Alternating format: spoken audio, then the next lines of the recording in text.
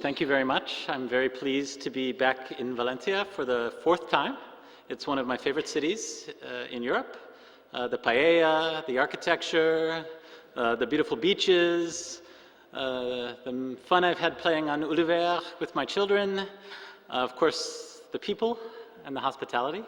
I've had very many special memories here, and so I think tonight will be another highlight.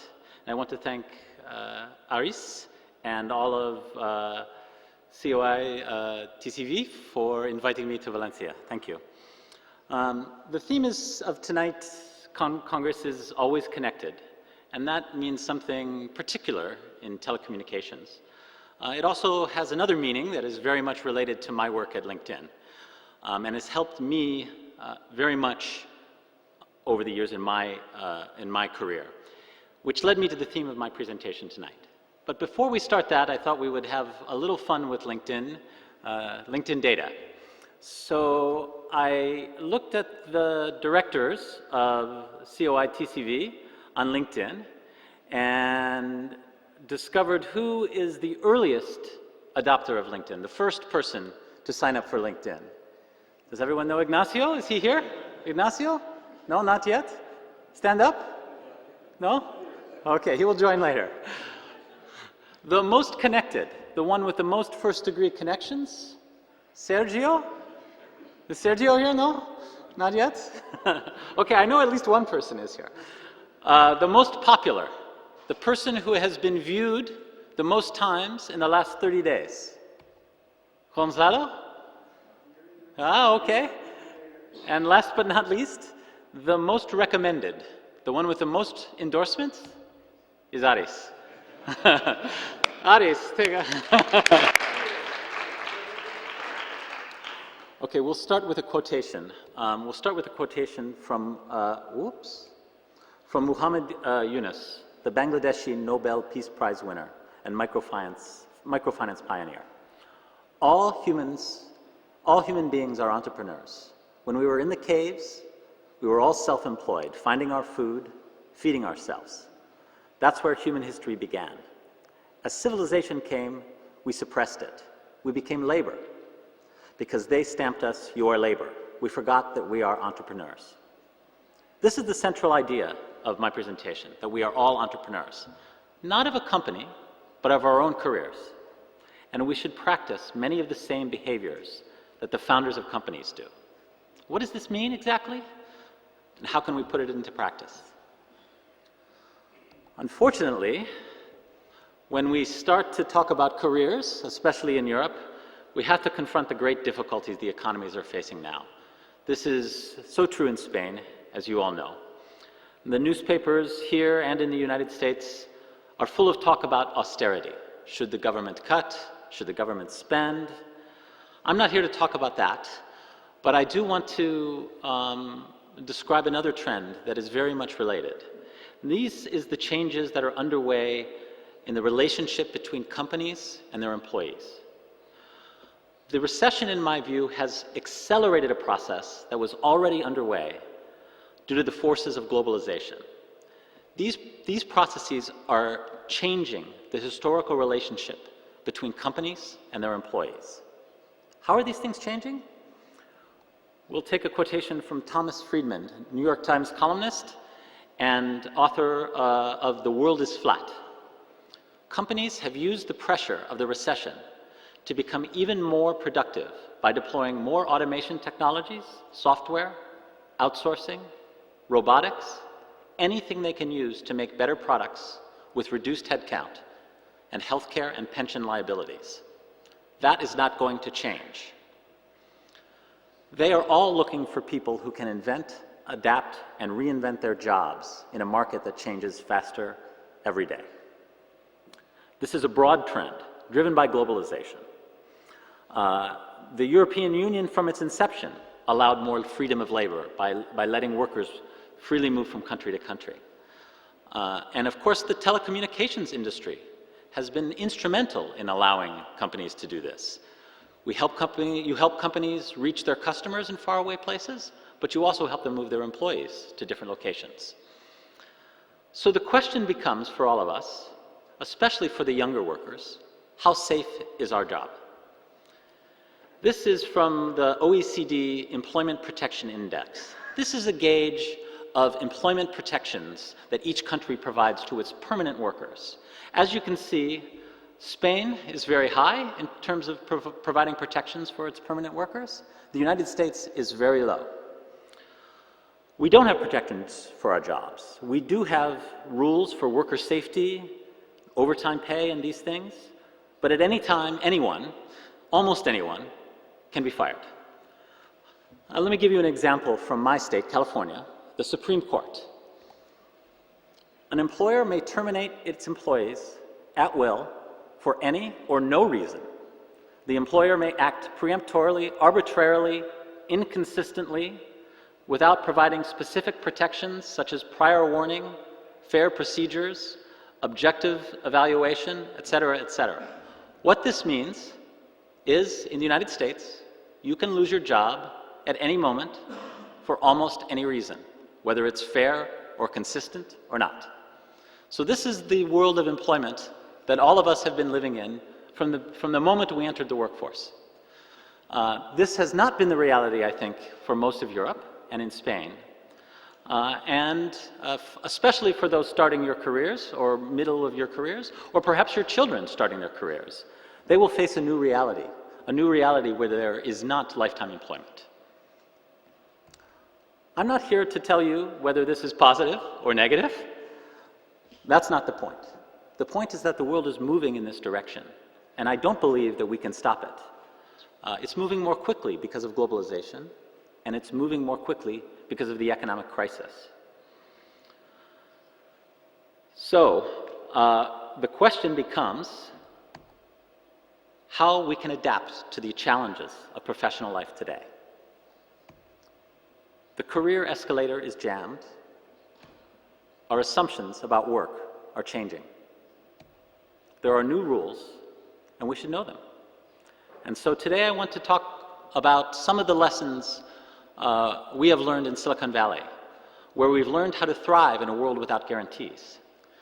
These lessons are taken from a book by my colleague and friend Reid Hoffman in his recent book, The Startup of You, which is available in Spanish.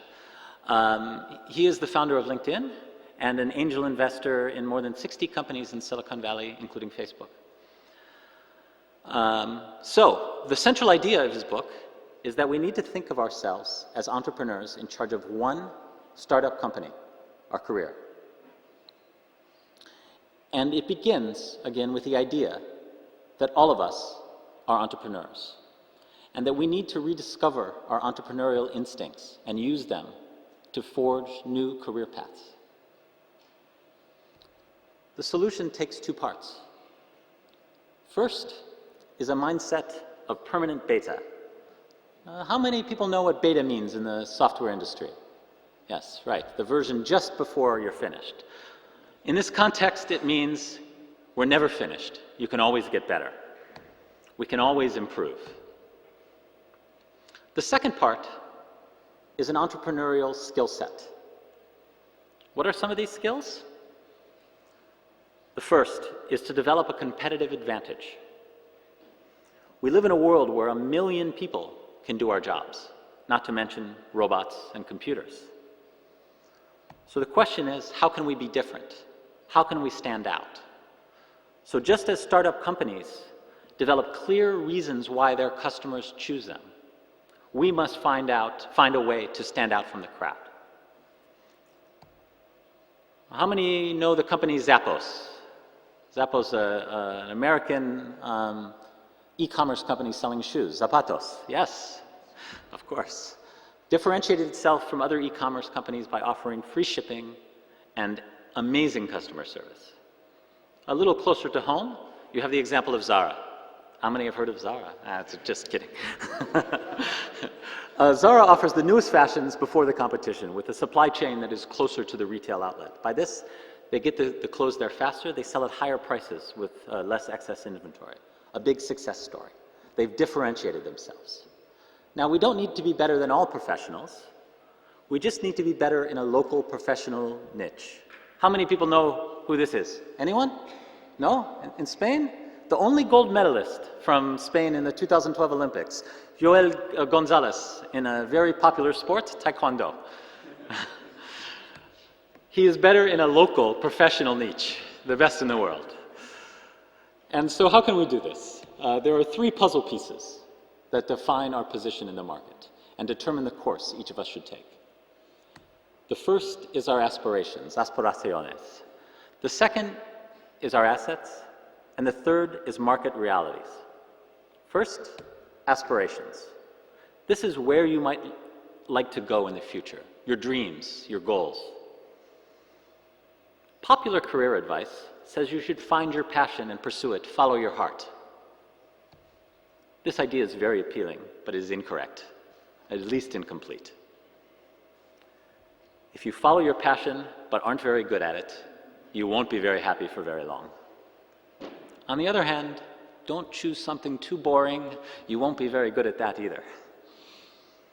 The second is the realities of the market, what someone will pay you for. So, skills that can't earn money won't get you very far. It's as simple as that. Third, are assets. This is something you have a great deal of control over. We all do. One way to upgrade your competitive position is to upgrade your assets, invest in yourself. So learning is more important than earning, especially early in your career. Just as startup companies in the early days prioritize growth over profit, so you should prioritize learning over a few extra euros. In the end, you'll lead a more meaningful life, and in the long run, you will make more money because you will be more passionate and more knowledgeable, and eventually that will be recognized. Now, you can also become more competitive by changing the environment you play in. If it is too crowded, maybe you can leave. Some American basketball players who are not good enough to play in the NBA play in Spain. This is Stu Douglas. Does anyone know or follow American basketball? One. And also some Spanish football players at the end of their careers, no longer good enough to play in Spain, moved to the US. Who knows who this is? Yes? Albert Celades? Yes? A few people know. His skills are competitive in a different market. So a key is to pick a market niche where you are better than the competition. This is very simple and necessary part of the entrepreneurial strategy. Next skill is plan to adapt. Again, popular career advice says you should decide where you want to be in 5 or 10 years and then develop a plan to get there. Again, this sounds good, but is incorrect, or at least incomplete. It assumes a world that does not change. But you change, we all change, the competition changes, and the world, as we've seen, certainly changes. But it also assumes that you can learn about yourself by thinking alone. Our identity is not found by thinking. It is found by experimentation, by trying. So we recommend learning by doing. It is actions, not plans, that create the lessons that help us adapt to the next phase of our journeys. So we must think 2 steps ahead. What next move will maximize the quantity and quality of the later opportunities? Not the next one, but the second after that, and the third. So entrepreneurial career planning is about being flexible and persistent, always ready to adapt, but persistent in driving towards long-term goals. We recommend crafting an aspirational plan A, an alternative plan B, and a certain plan Z. Plan A is what you're doing now, your current idea of how to implement your competitive advantage. Plan B is where you pivot to when plan A isn't working, or where you discover a better way forward. This is a very common word in Silicon Valley, pivot, when a company takes a small change. One foot stays the same, but the other one moves. And then there is plan Z. You use plan Z if something goes very wrong. It is the lifeboat you can jump in if other plans fail. And it is what allows you to take the risks that really help you move your career forward. So, to take an analogy from some companies, did you know that the photo sharing site Flickr started out as a multiplayer online game? I did not know this. I know it now. The COO of Facebook, Sheryl Sandberg, began her career in India working on public health projects for the World Bank. This does not seem like an obvious step to the COO of Facebook. Closer to home here, Ana Maria Lopez. Yes, do people know who she is? Very good, okay. Chair of the DIA group, got a PhD in material science at UC Berkeley, my hometown. She had a grant from the Atomic Energy Commission. Again, a career path is not necessarily a straight line. So an experimental plan A, an alternative plan B, and a conservative plan Z. This is ABZ planning. Next, it takes a network. You knew the network was coming. I'm from LinkedIn. Relationships matter because interacting with people is essential to every job. Opportunities do not float in the sky like balloons. They're attached to people. If you're looking for an opportunity, you're really looking for a person. People control resources, opportunities, information. Moreover, the people you spend time with shape the person you are today, the person you want to be tomorrow. So in the professional world, there are two types of relationships. The first and the strongest are your allies. These are people you consult regularly for advice. You trust their judgment. You purposefully work together on opportunities. You promote an ally to other connections. And when an ally has trouble, you defend him. And he does the same for you, or he won't be an ally very much longer. The second category, the one we spend less time on, are weaker ties, are acquaintances. While not as vital, they introduce diversity to our networks. These are the relationships most of us invest too little in. This is natural. We don't need anything from them today. It's easier to prioritize more urgent things. But it's a mistake. These people come from different social groups or industries or geographies. They can help you find opportunities or information outside your inner circle. And while there's a limit to the number of people you can really know well in a lifetime, you are part of a broader network of friends and friends of friends of friends. These are second and third degree connections for which there is virtually no limit. Your network is bigger than you think. So, again using LinkedIn, I found 4,700 telecommunications professionals in Valencia. Those professionals have 210,000 first-degree connections and over 8.5 million second-degree connections. This night, I think, is a good night to remember that. It's a night of celebration and networking, but the network is very large, and it's hard to see it in person, but a site like LinkedIn can help. If you're not asking for introductions to these second-degree connections, you're not using your network. I'll give you an example for myself. Here is a visual map of my connections. LinkedIn, obviously, we now have 4,000 employees, nearly 4,000 employees, and we like to connect with each other. It's part of the job, so a very big network there of LinkedIn.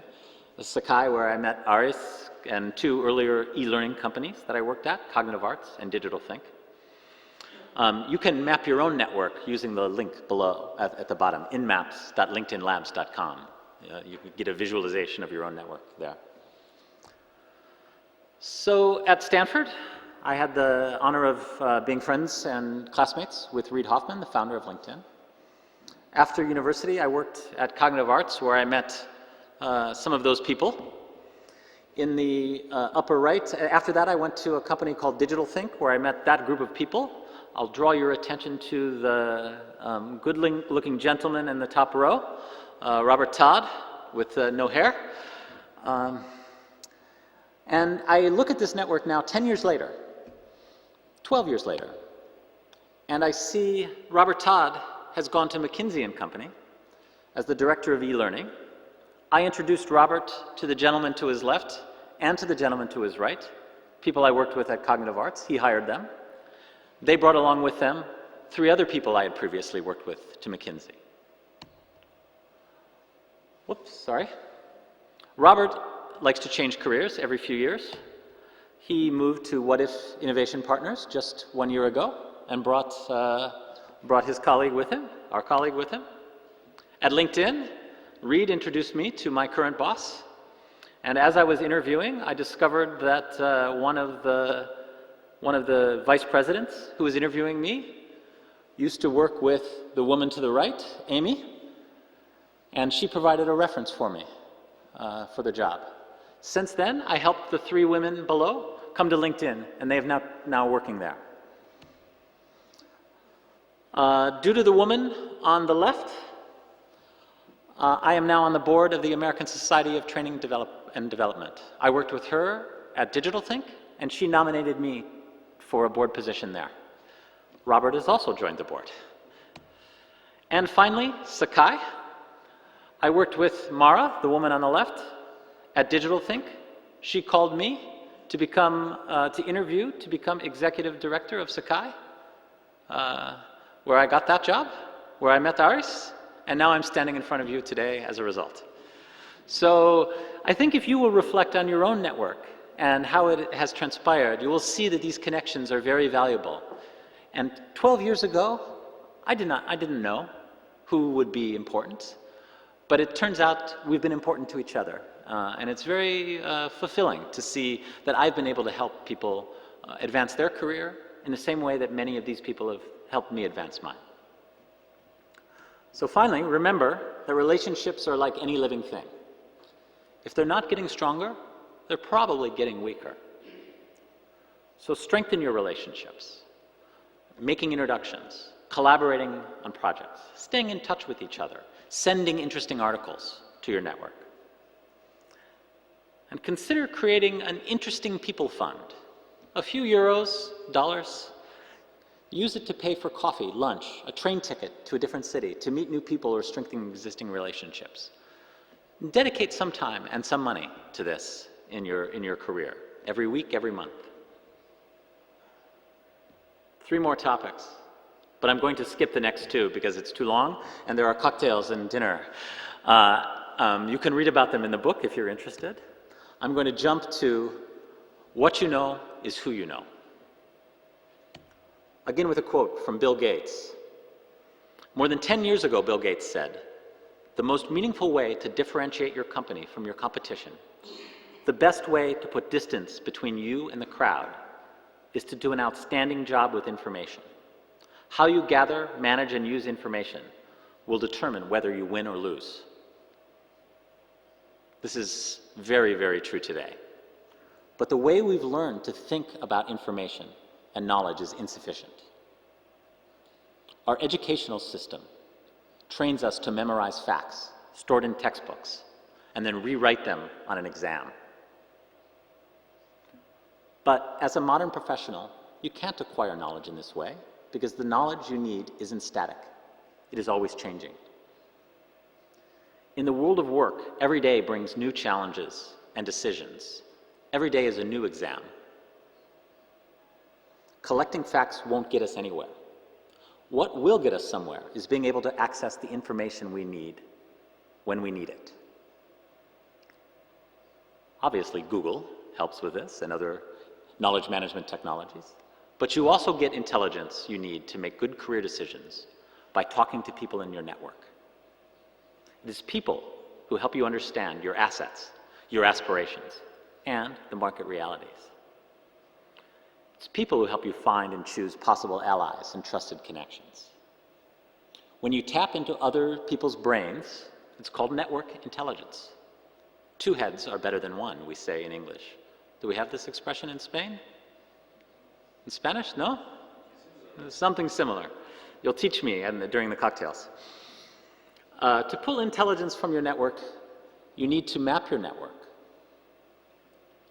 Then you need to ask questions that elicit useful answers. And this is why I recommend you start tapping into your network. And of course, I recommend LinkedIn for this. So now maybe a few words about LinkedIn. How many have a LinkedIn account? Everyone, almost everyone, good. LinkedIn's mission. Our mission is to connect the world's professionals to make them more productive and successful. It's very simple, we're very focused on that. We have been from the beginning. This means not only helping people find their dream jobs, but enabling them to be great at the jobs they are already in. We have 225 million members and counting. We're adding 2 new members every second, more than 2 new members every second. During the course of tonight's event, more than 30,000 people will join LinkedIn worldwide. Of those 225 million members, there's approximately 50 million throughout Europe and 4 million in Spain. We're primarily focused on knowledge workers. So I think that's a large proportion of the Spanish knowledge workers, maybe 50%, I'm not sure. 40%, 50%, something like this. And again, in telecommunications, in Valencia, I will remind you, 4,700 professionals on LinkedIn, 210,000 first-degree connections, 8.6 million second-degree connections, connecting all of you out to a broad world. What does LinkedIn do? First and foremost, we provide professional identity, a way for people to connect, to find others, and to be found. This starts with a professional profile, but also with search engines to ensure that when someone looks for you on the internet, that your LinkedIn profile is near the top, so you control the professional image you present to the world. But LinkedIn itself has become a very important place for people search, and last year we did 5.7 billion search queries on LinkedIn alone, most of them for people, but also for companies. After identity is insights. This is being great, helping people be great at what they do. Your network shares knowledge and information every day on LinkedIn, their new job, their new connections, articles they have found interesting. There are over 2 billion network updates viewed every week on LinkedIn. There are over 1 million professional groups. If you're not a member of a group, you should join one. And over 1.5 million content publishers sharing articles, allowing their readers to share articles on LinkedIn. Finally, everywhere. Our third goal is to work where our members work. Obviously, that means mobile. And 30% of our visitors to LinkedIn come through mobile applications versus just 20% 1 year ago. But it also means our APIs, allowing publications like CNN, when writing about companies like Zappos, to show the reader how they're connected to that company through simple JavaScript plugin, simple APIs that we provide. And there are over 100,000 developers using those plugins worldwide. That's a little bit about LinkedIn. People often ask me how LinkedIn makes money. I'm not sure if this is a question anymore, but maybe it is. We went public in 2011, so our financial information is now readily available. We have 3 major businesses. The first we call talent solutions or hiring solutions, helping employers find employees without the use of expensive headhunters, and by posting jobs and by searching our network. The second is marketing solutions, advertising. That's approximately 25% of revenues. We have a collection of very, very unique users, all professionals, and unique targeting abilities. So you can find 4,700 telecommunications professionals in Valencia and advertise to them very efficiently. And the third is premium subscriptions, individuals who find the value in our solutions. Many of these are small business owners or salespeople who are looking for ways to connect to their customers and potential customers. In terms of revenue, we did slightly more than 1.25 billion US dollars. That's about 1 billion euros in the last 12 months. And a growth rate in Q1 was 72% over last year at the same time, so rapidly growing. When I joined LinkedIn 3 years ago, we had 500 employees. Now we have almost 4,000. So it's been an interesting 3 years. And finally, I think I will conclude with our vision. Recently, the Wall Street Journal wrote about a small city in the United States called Fort Wayne, Indiana, a city you probably have never heard of. The article pointed out that although there were 14,000 people in Fort Wayne looking for work, there were thousands of jobs available in Fort Wayne. Why? This is a problem faced by a growing number of cities. There is a widening gap between the skills that the existing workforce has and the jobs that employers have open today. Plenty of people, plenty of jobs, not the right skills match. Facebook's founder, Mark Zuckerberg, first introduced the notion of a social graph, a map of social relationships between people in the world. How many have heard of the social graph? Yes? Some. At LinkedIn, our ultimate dream is to develop the world's first economic graph. In other words, we want to digitally map the global economy, identifying the connections between people, jobs, skills, companies, professional knowledge, and in real time, find the trends pointing to economic opportunities. We want to map every economic opportunity in the world, full-time and temporary, the skills required to obtain those opportunities, the profiles for every company in the world offering those opportunities, the professional profiles for every one of the roughly 3.3 billion people in the global workforce, and then overlay the professional knowledge and skills of those individuals and companies onto one graph. We think this collection of information could transform the way the world works by allowing people to find opportunities more efficiently, by allowing governments and universities to create educational programs, to train workers for the skills that are needed in their area. This is a long-term vision. With 3.3 billion people, and we only have 225 million members, we have a long way to go. In any case, I encourage you to read the book or give the book to someone younger you know who's starting their career. But most of all, start making your own unique career plans. Because with career life in permanent beta, the trick is to never stop starting. And so, I'll leave you with that. The startup is you. Thank you very much.